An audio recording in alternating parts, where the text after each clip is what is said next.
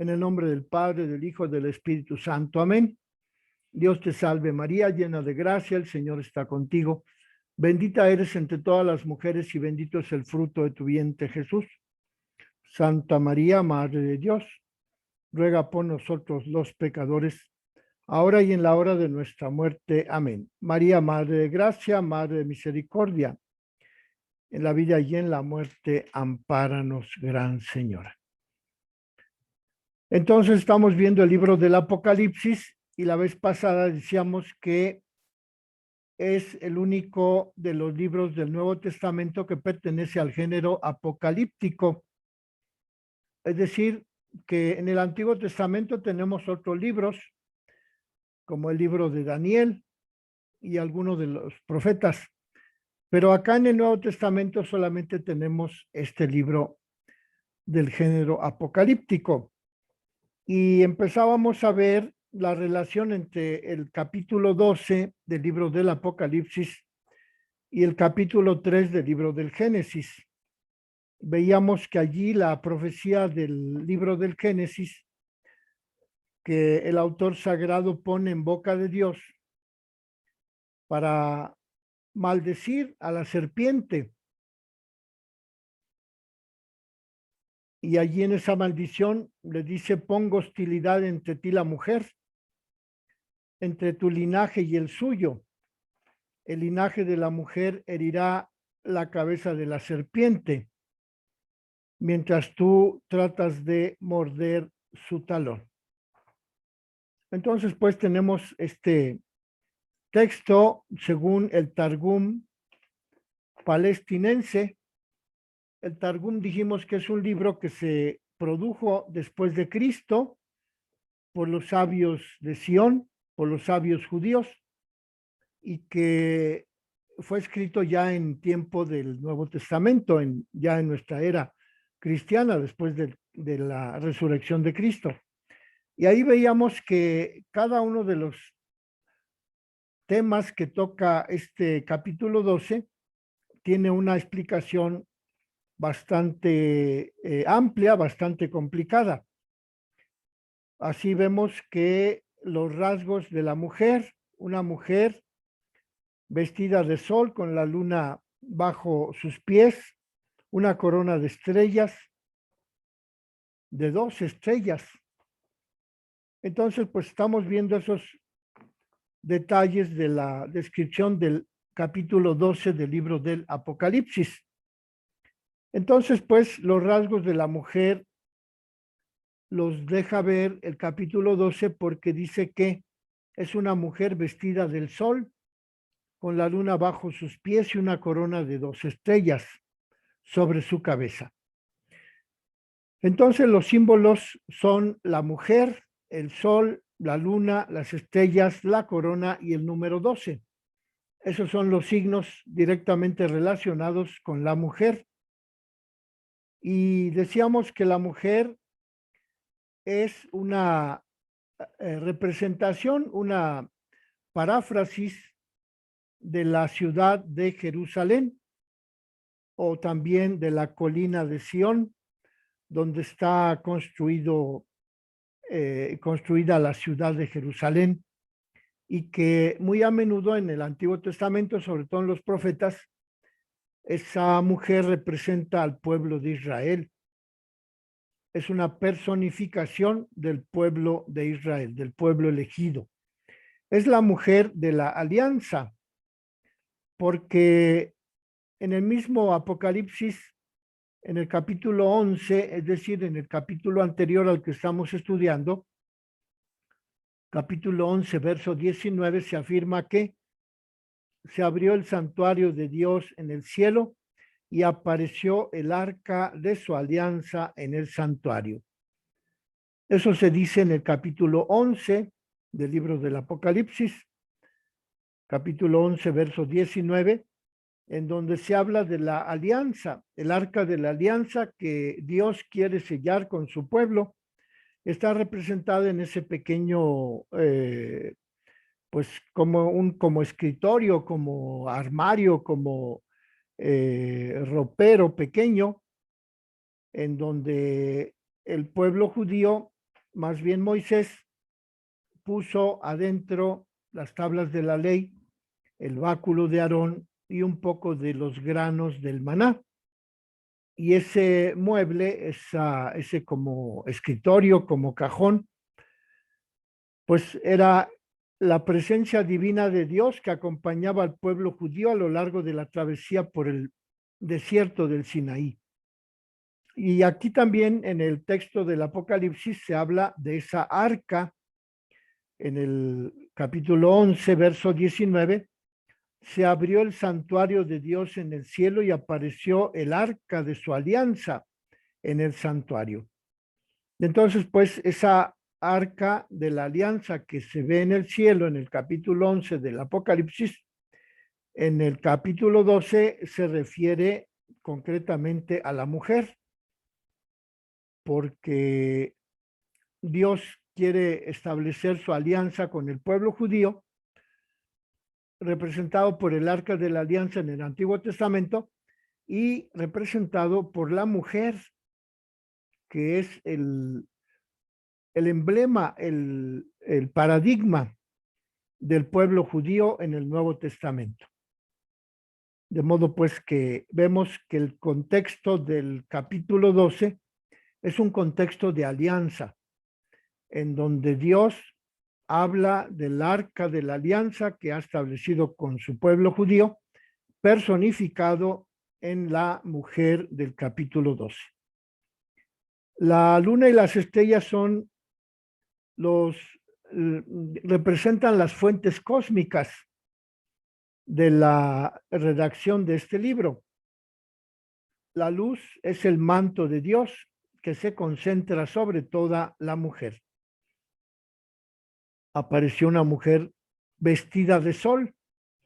Ese vestido de sol es la representación de la luz, del manto de Dios que cubre, que hace que rodee a la mujer, a quien en este capítulo 12 se atribuyen las características de la alianza del pueblo judío con Dios. En la Biblia, el sol es el distintivo con el que Dios se hace presente a su pueblo. Es la criatura que mejor manifiesta la trascendencia de Dios. Además, el gesto de vestir dice que fue una mujer vestida de sol. Y cuando el sujeto de esa acción de vestir es Dios, representa la ternura, el amor, la solicitud que Dios tiene por esa criatura a la que reviste de sol. Por ejemplo, cuando después de la caída de Adán y Eva, Dios hace un vestido con unas hojas de higuera para ofrecérselos a Adán y Eva para que cubran su desnudez. Ahí está el amor, la ternura, la solicitud que Dios tiene para con sus hijos, para con la humanidad. Pero con mayor frecuencia el objeto de su solicitud de Dios es el pueblo judío, el pueblo de Israel, la ciudad de Jerusalén, representada como la esposa de Yahvé, que a lo largo del Antiguo Testamento ha sellado su alianza con Dios, una alianza matrimonial, es decir, la unión de vida y de destino entre Dios y el pueblo judío hasta la eternidad. Después de la alianza nupcial, la mujer es adornada por Dios de ornamentos del vestido como de novia. Dice el profeta Ezequiel: revístete de tu fortaleza, Sión, vístete tus ropas de gala, Jerusalén, ciudad santa. Y Jerusalén contesta en el capítulo 61 del profeta Isaías: con gozo me gozaré en Yahvé, exultará mi alma en Dios, porque me ha revestido de ropa de salvación. En manto de justicia me ha envuelto, como el esposo se pone una diadema, como la novia se adorna con sus joyas. Así en Apocalipsis 12 aparece que Dios mantiene su solicitud amorosa por la mujer que es su pueblo judío, revistiéndola con todo lo mejor que tiene, es decir, con su sol, el sol de Dios, como dice el Cantar de los Cantares, para que sean hijos de su Padre Celestial, que hace salir su sol sobre malos y buenos y llover sobre justos e injustos. Por tanto, la mujer resplandece bella como la luna, refulgente como el sol. Así lo dice el capítulo 6, verso 10 del libro del Cantar de los Cantares. De modo pues que la simbología del sol que envuelve a la mujer es la representación de lo mejor que Dios tiene para sus hijos predilectos. En este caso, la mujer, que en el Antiguo Testamento representaba al pueblo judío. Y la luna, de la que también se habla en este capítulo 12, es un astro que preside la división del tiempo en días, meses y años, como podemos encontrarlo en el libro del Génesis, capítulo 1, versos del 14 al 19. También vemos que en este texto del Apocalipsis se emplea el calendario lunar para establecer la cronología del pueblo judío. Si la luna está bajo los pies de la mujer, quiere decir que la mujer ejerce un dominio sobre el tiempo, es dueña del tiempo. Así lo dice el Salmo 110, verso 1, y el libro de Josué, capítulo 10, verso 24. Aunque viva en el tiempo, la mujer, que es el pueblo de Dios, el pueblo judío, es superior a los acontecimientos del tiempo. No está condicionada estrictamente por esos sucesos. El tiempo se ha detenido frente a ella. La alianza con Dios rebasa todas las circunstancias históricas terrenales y la mujer vence el tiempo. La mujer es eterna porque la alianza que Dios ha hecho con ella es eterna también. De modo pues que la luna representa el tiempo, representa la temporalidad o más bien la eternidad, durante la cual la mujer vestida de sol va a estar recubierta por las principales bendiciones de parte de Dios. Y las estrellas a las que se refiere este capítulo 12 del Apocalipsis se relacionan también con la trascendencia de Dios. Según el pensamiento de los judíos, la luz alimentada por el sol, la luna y las estrellas es el distintivo de todos los justos que ya han alcanzado la glorificación en el cielo. Entonces tenemos que el sol, la luna, las estrellas representan la victoria, la glorificación de la mujer en el cielo. Y las estrellas, dice el libro del Apocalipsis, que están formando una corona en torno a la cabeza de la mujer. Esto significa la condición gloriosa, ya redimida, ya superada de toda condición terrena, de la mujer que está adornada con una corona de 2 estrellas. La corona es símbolo de virtudes, símbolo de victoria, símbolo de triunfo. El empleo metafórico del símbolo de la corona lo encontramos en el Nuevo Testamento y en particular en este libro del Apocalipsis. El número de 12 se refiere a las 12 tribus de Israel y encontramos una concordancia de este número 12 con el libro del Génesis, en donde José tuvo un sueño, en donde ve que el sol, la luna y las 11 estrellas se postran frente a él.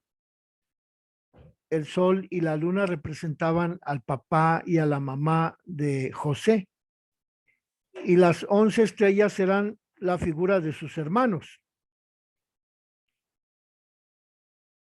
Este simbolismo tuvo un enorme suceso en la literatura hebrea, como lo vemos en el testamento de Neftalí, que es posterior, es un libro apócrifo.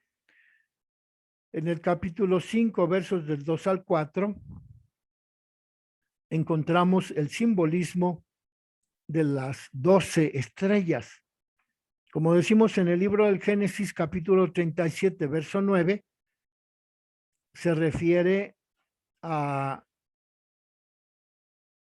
José vendido por sus hermanos a los mercaderes de Egipto y las 11 estrellas que se inclinan frente a él, que es el sueño que tuvo José en el capítulo 37, verso 9 del libro del Génesis. Este simbolismo de las 12, del número 12, es un extraordinario simbolismo de la literatura hebrea. Así pues, los 4 elementos simbólicos nos permiten dar una primera explicación del capítulo 12, verso 1 del libro del Génesis. La mujer es figura del pueblo judío, formado por las 12 tribus de Israel. Sin embargo, hay que integrar esta primera lectura interpretativa de las 12 tribus de Israel con una segunda lectura interpretativa, es decir, la mujer, que también es figura del pueblo de Dios. Entonces, al leer nosotros que la corona de la cabeza de la mujer estaba constituida por 2 estrellas, pues ahí vemos las 12 tribus de Israel, pero también la propia mujer es figura del pueblo de Dios, figura de la iglesia, porque la mujer en el Antiguo Testamento, como decimos, fue la personificación del pueblo judío que estableció una alianza nupcial con Dios, con su pueblo elegido. Dios es el varón y el pueblo judío es la mujer. En ese simbolismo del Antiguo Testamento encontramos que la mujer es el pueblo judío y el varón del matrimonio, de la alianza, del desposorio, es el propio Dios. Así encontramos pues que esta interpretación de que la mujer vestida de sol es representativa del pueblo de Dios, podemos encontrarla justificada esta explicación porque la mujer aparece como la madre de Cristo Mesías, elevado hasta el trono de Dios, y si es madre de aquellos que viven los mandamientos divinos y dan testimonio de Jesús.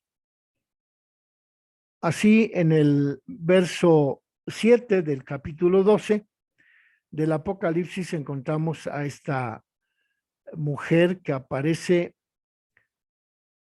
como la madre de aquellos que viven los mandamientos divinos, los mandamientos de la ley de Dios, de las tablas de la ley que Dios le dio a Moisés.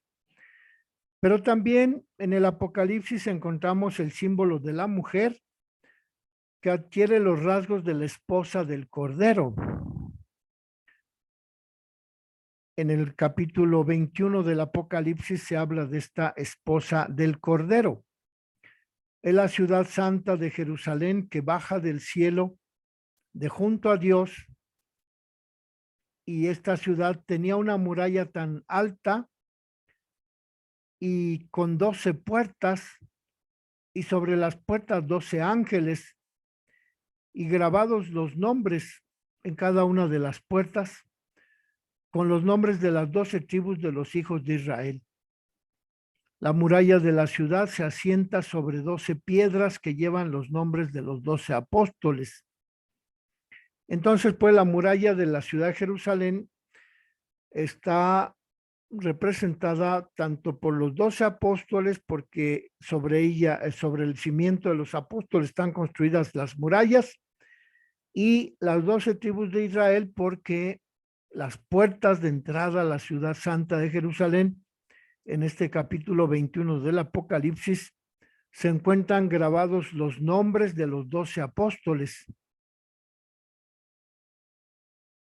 De modo pues que el simbolismo del número 12 se hace evidente aquí en este capítulo 21 del Apocalipsis, porque ahí se habla de las 12 tribus de Israel que fundamentan las murallas de la ciudad de Jerusalén, y los nombres de los 12 apóstoles que están escritos en cada una de las puertas para entrar a la ciudad santa de Jerusalén. Es evidente que en esta mujer, esposa, confluye el pueblo de Dios de los dos testamentos, tanto las 12 tribus de Israel como los 12 apóstoles del Cordero. Y así se puede recordar que en algunos pasajes del Nuevo Testamento, la iglesia es considerada como el conjunto de las 12 tribus de Israel. Por ejemplo, en el Nuevo Testamento, en Mateo capítulo 19, en Lucas capítulo 22 y en Santiago capítulo 1, se habla de las 12 tribus de Israel que constituyen a la propia iglesia de Cristo.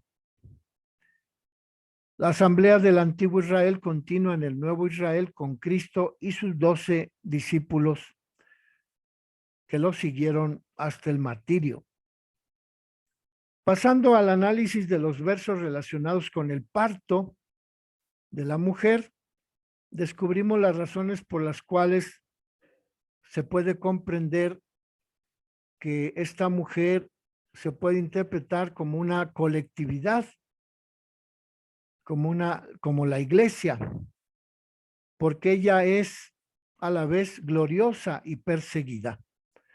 Es decir, es gloriosa porque su esposo Jesucristo la ha redimido del todo de la manera más perfecta y la ha llevado a vivir con él en el cielo. Por eso es gloriosa. Y es perseguida porque aún vive en la tierra la iglesia de Dios, y es perseguida sobre todo esos 3 siglos de la época de la iglesia primitiva, en donde los césares romanos hicieron de la iglesia el objeto de su persecución para mandar a los cristianos a las fieras o al suplicio o al martirio. Así pues, consideramos que esta interpretación de la mujer en el libro del Apocalipsis es la representación de la mujer gloriosa y perseguida, es decir, de la iglesia, porque el dragón se planta frente a ella para devorar a su hijo en cuanto nazca su hijo, pero ella es arrebatada y fue a habitar al desierto, en donde quedó libre de esa persecución que había desatado el antiguo dragón contra ella. La escena de la mujer en donde sufre dolores de parto se refiere también a la iglesia, porque en el Antiguo Testamento encontramos también esa figura de una mujer que está dando a luz. En el Salmo 48, en el profeta Miqueas, en Isaías 26, la mujer se queja de estar en trance de dar a luz, pero todavía no da a luz. Por el contrario, en el capítulo 66 de Isaías, la mujer parturienta da a luz rápidamente y sin dolor, porque se trata de un acontecimiento inesperado del tiempo de la salvación en el judaísmo del antiguo Israel.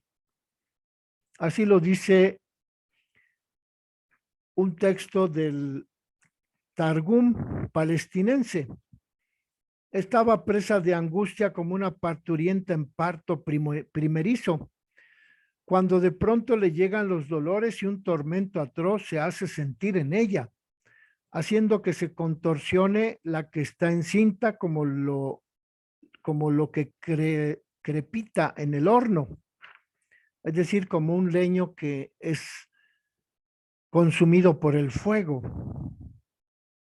Con esta descripción plástica se pretende dar a entender el sufrimiento de la mujer que sufre esos dolores de parto en el día en que Dios someterá a su pueblo al juicio eterno, al juicio final, al juicio definitivo. Apocalipsis 12 recoge el simbolismo del sufrimiento de la mujer por medio de los términos siguientes. Dice que está encinta. Dice el Apocalipsis 12 que la mujer grita con dolores de parto. Dice que está sometida al tormento de dar a luz. El dragón se detuvo delante de la mujer que iba a dar a luz para devorar a su hijo en cuanto lo diera a luz. Y en el verso 46 de ese capítulo 12 del Apocalipsis dice que la mujer dio a luz un hijo varón, el que ha de regir a todas las naciones con cetro de hierro. Y su hijo fue arrebatado hasta Dios y hasta el trono de Dios.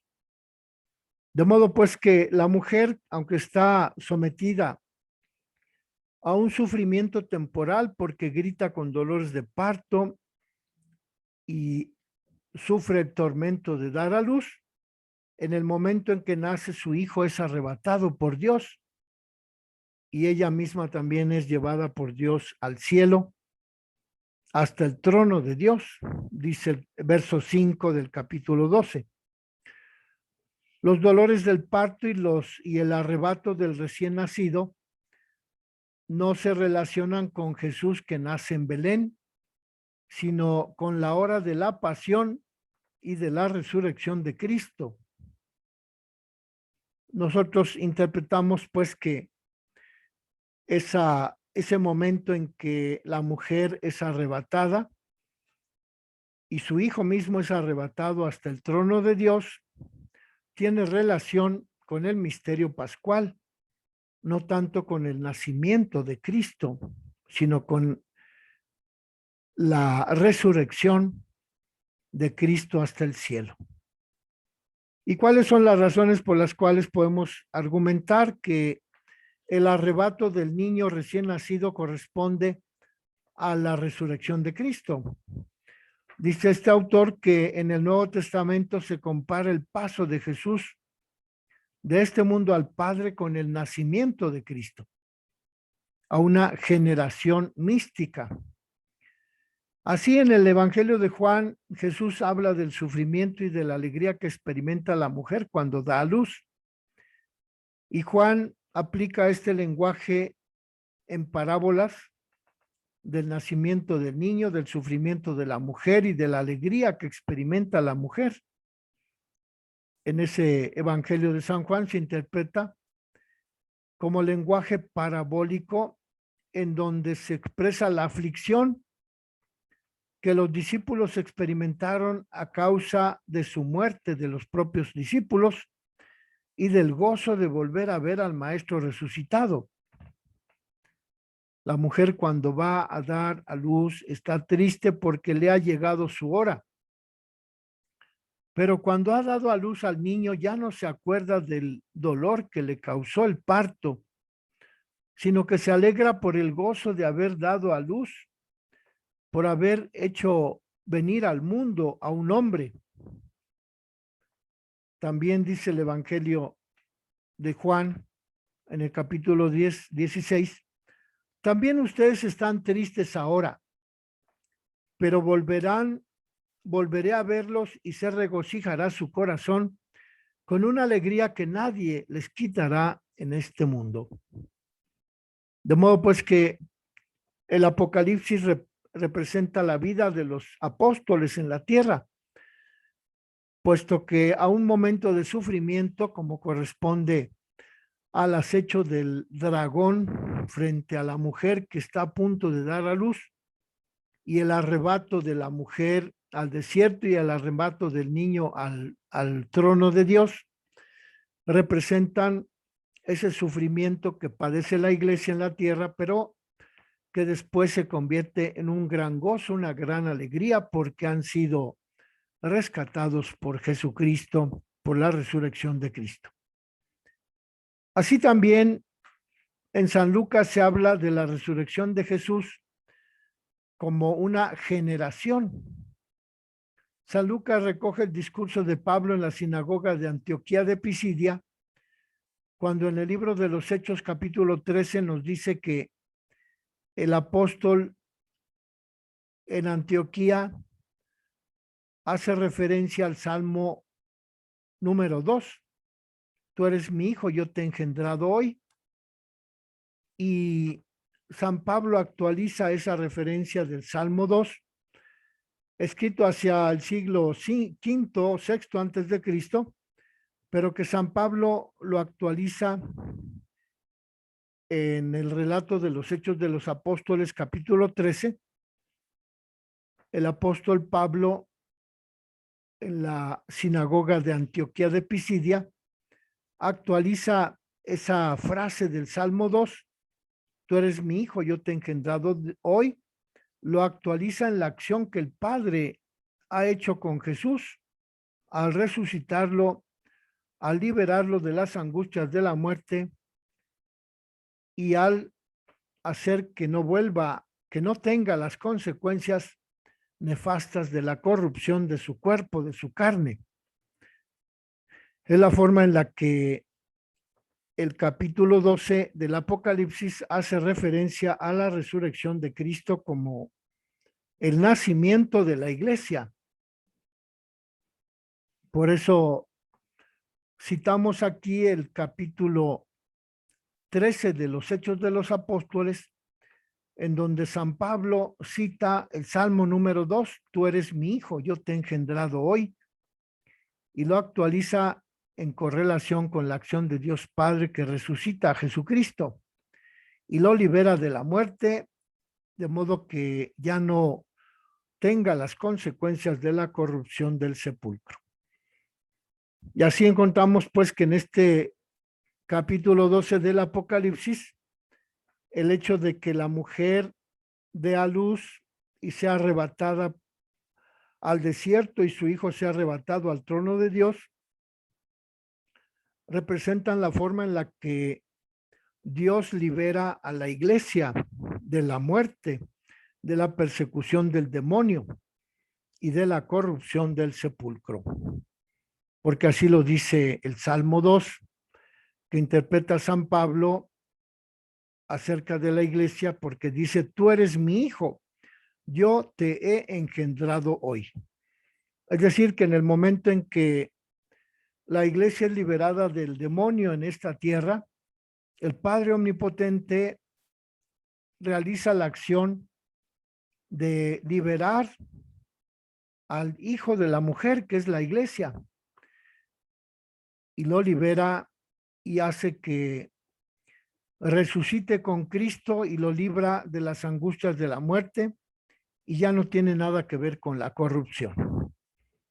Esa es la interpretación que le podemos dar al capítulo 12 respecto de la iglesia de Dios, que es liberada por el propio Jesucristo en el momento en que la mujer da a luz a la iglesia, es decir, en el momento en que participa de la muerte de Cristo en el Calvario y asiste al derramamiento de sangre y agua de la llaga de Jesús crucificado, de la llaga del costado de Jesús. Ahí es el momento en que surge la iglesia y es el momento en el que Dios hace que la mujer y el hijo de la mujer, es decir, la iglesia, se vean liberados de esa persecución, de esa amenaza, de la acechanza del dragón antiguo, de la serpiente, del demonio. Y entonces vemos que el Salmo 2 y el Salmo 110 están interpretados aquí en el libro del Apocalipsis en clave pascual, porque dice el Apocalipsis capítulo 12, un hijo varón, el que ha de regir a todas las naciones con cetro de hierro. Y también en el otro verso 5b del Apocalipsis, y su hijo fue arrebatado hasta Dios y hasta su trono. Esos dos versículos del Apocalipsis capítulo 12, verso 5, están en relación con el Salmo 110, verso 1, en donde dice, oráculo del Señor a mi Señor, siéntate a mi derecha hasta que yo haga de tus enemigos el estrado de tus pies.